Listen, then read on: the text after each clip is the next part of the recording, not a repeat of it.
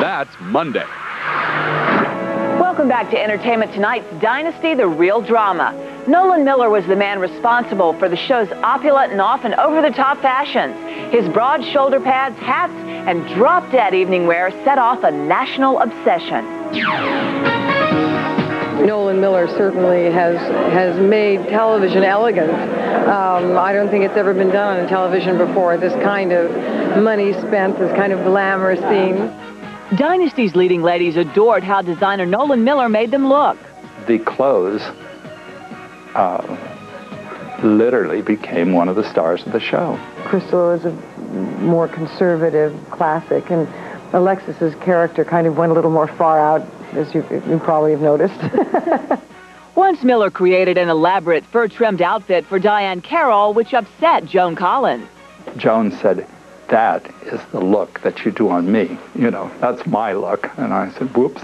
Emma Samms remembers that coordinating everyone's outfits was taken very seriously, and no one wore the same color in a scene. When there was a big party on Dynasty, Joan and Linda would reserve a color dress. So parties were a big deal. All the women had to look different and yet all be happy. So that took some negotiating. Nolan spent thousands on every single outfit for the show's female stars. He used real fur and elegant fabrics. He made linebacker-sized shoulder pads popular and used sequins and beads by the barrel. It was also almost like, I don't know, a dormitory, arriving in the morning with all of us trying to decide who's going to wear what outfit. And if you're going to wear sable today, I think I'll wear mink. I had a chance to visit Nolan in his design studio. So now these are some of original dresses, right, from the show? These are all things from the show. And you're going to let me try on a few?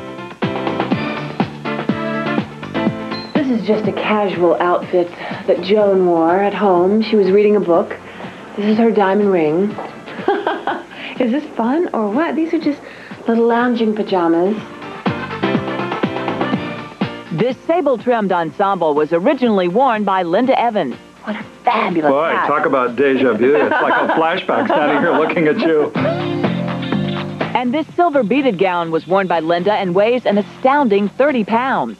Now, a dress like this to bead, how long would this take? Since it's absolutely solid bugle beads, there are at least 100 hours just in the beading alone.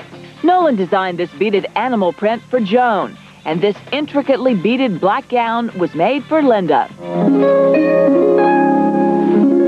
One of Nolan's proudest moments on the show was the lavish wedding when Leanne Hunley married Gordon Thompson. The wedding, I spent about $125,000 on the wedding that week. And of course, Mr. Spelling was always saying, "Nolan, are you trying to bankrupt the studio?"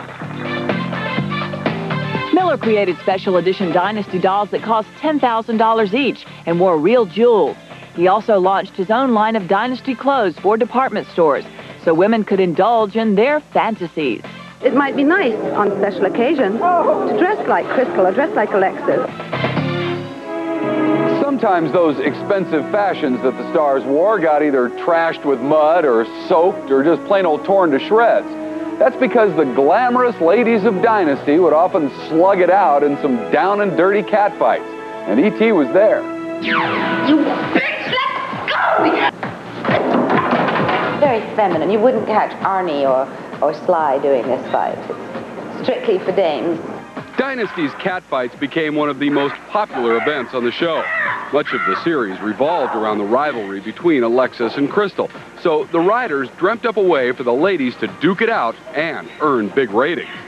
During the years, the years in Dynasty, that Alexis beats up verbally on Crystal so badly and abuses her that once a year she has to say, "You can't do this to me anymore." And so she says, "This is it." Just feel it, okay? You're pulling my pants. No, I won't. I got it. And they're not really violent. And they're almost saying, like, look at these two silly women, jumping around on the floor, tying feather bows around their heads and wrestling in the mud. For one down and dirty duel, the pair wore lavish Elizabethan costumes and had a muddy tug-of-war during a gala ball scene.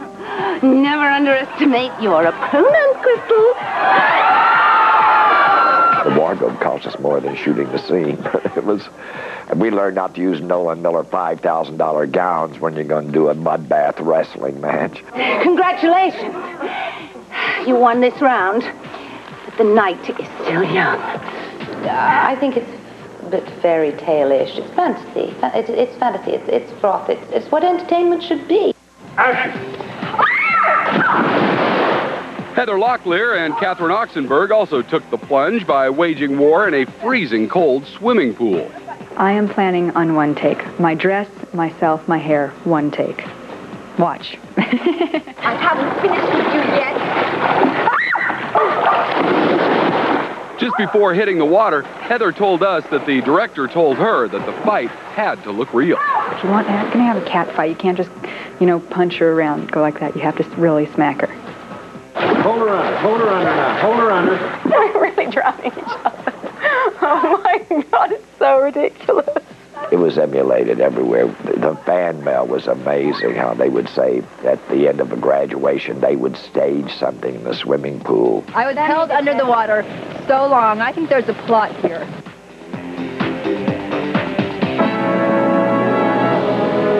Coming up on Entertainment Tonight's Dynasty, the real drama. Where the stars of the show are now. One's royal connection, and Diane Carroll talks about her breast cancer. Heather Locklear tells us how she got discovered. I was going to UCLA. I was just starting. What happened on the Dynasty reunion? I thought it was very unfair to end the series with fans with everybody up in the air. And Rock Hudson's secret battle with AIDS. He came to us and said, I don't think I could work much longer. The world saw how ill he looked. That's next. We would like to know who was your favorite Dynasty leading lady. Was it Linda Evans, Joan Collins, Heather Locklear, or Diane Carroll? Just click over to our ET website to cast your vote.